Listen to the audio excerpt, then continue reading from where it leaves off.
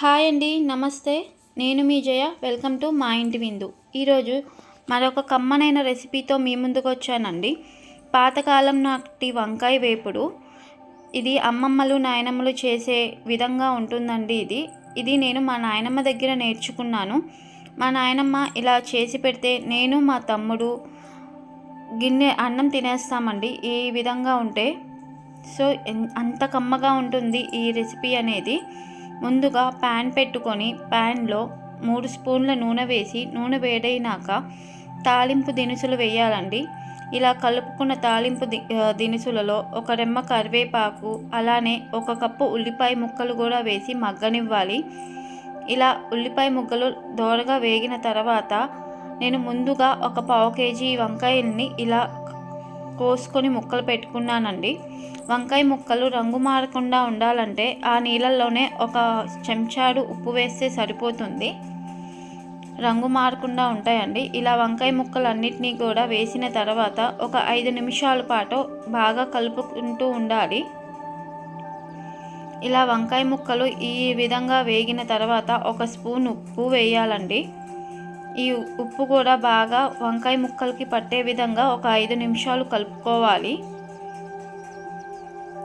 తర్వాత దానిలో ఒక 1/2 టీ స్పూన్ పసుపు కూడా వేసి 2 నిమిషాలు తిప్పాలండి. ఇలా వంకాయ ముక్కలన్నిటినీ కూడా ఉప్పు పసుపు పట్టే విధంగా తిప్పిన తర్వాత మూత పెట్టుకొని మగ్గనివ్వాలి. వంకాయ ముక్కలు ఒక 10 నిమిషాల్లోనే మగ్గిపోతాయండి. అలా అని ఆ మూత అంతే ఉంచేయకుండా 2 నిమిషాలకు ఒకసారి మూత తీసి కలుపుకుంటూ ఉండాలి.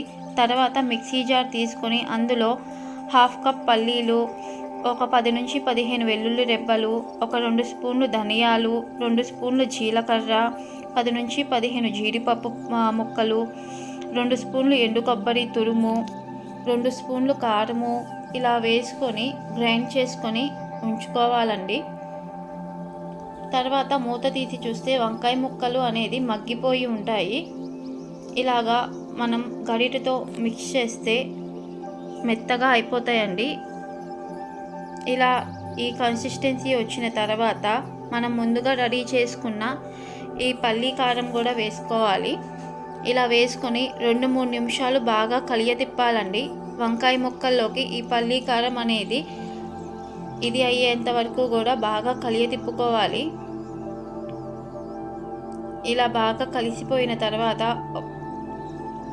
కొత్తిమీర తురుము కూడా తీసుకొని పైన చల్లుకొని స్టవ్ ఆఫ్ చేసుకొని వేడివేడి అన్నంలో తింటే ఇది చాలా అంటే చాలా బాగుంటుందండి.